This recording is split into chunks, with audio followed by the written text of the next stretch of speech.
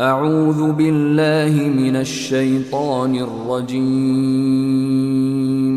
بسم الله الرحمن الرحيم.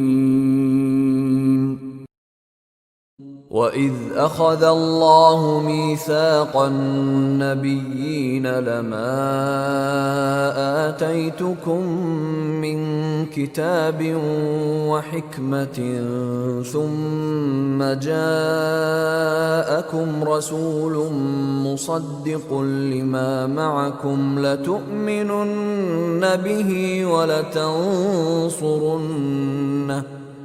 قال أأقررتم وأخذتم على ذلكم إصري قالوا أقررنا قال فاشهدوا وأنا معكم من الشاهدين.